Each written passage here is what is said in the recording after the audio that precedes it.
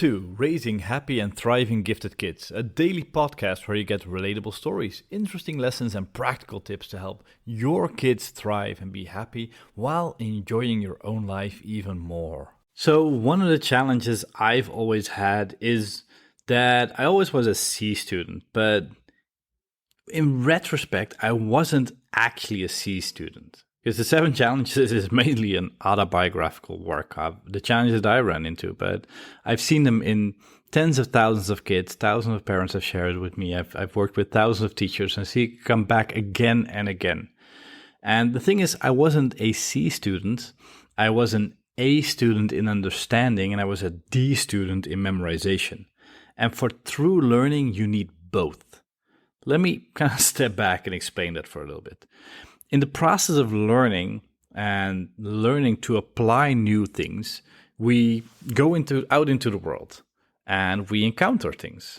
And part of the encountering is understanding patterns, stuff how, the seasons change, how math works, how languages works.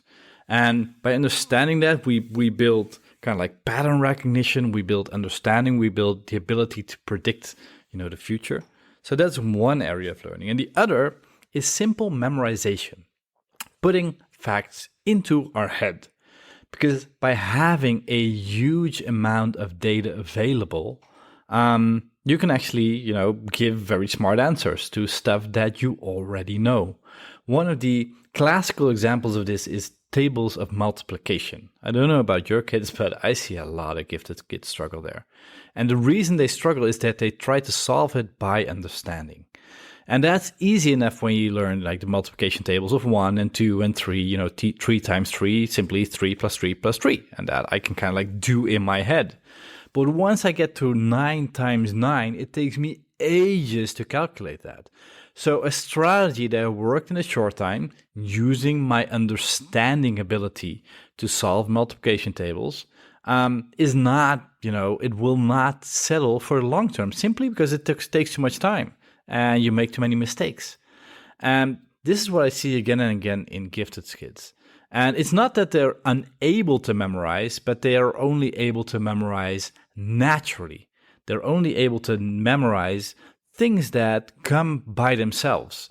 Things they're interested in will automatically stick in their brain. The same way it works for me. I'm a walking encyclopedia when it comes to things that I am passionate about. But when I need to learn things that I don't care about, nothing happens. And by now I've learned a ton of memorization techniques so I can bridge that gap, but most gifted kids do not have that advantage.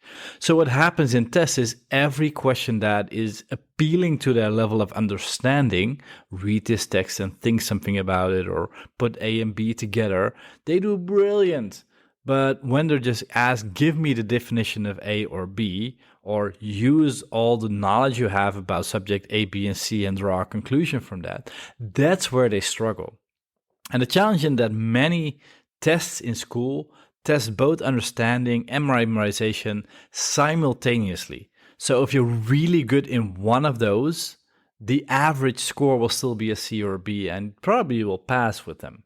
As opposed to giving kids feedback and saying, you got an A plus for understanding and you got a D or an E for memorization. And in the end, to, reach the university you want to reach or stuff like that, you will need both. So we're going to train your ability to memorize so your memorization ability is as strong as your understanding. So think about this. Look at your own life. Look at your kid. How does that work? Does your kid learn by memorization, by understanding, by both? And probably if they can learn by both, they will get really good grades. If they can learn by one of these 2 strategies, they usually do good on some subjects and not on others. And do you also notice the difference between natural learning of stuff they're interested in and kind of like unnatural learning of stuff that they need to learn because school requires them to? I'm very curious to hear your thoughts on this.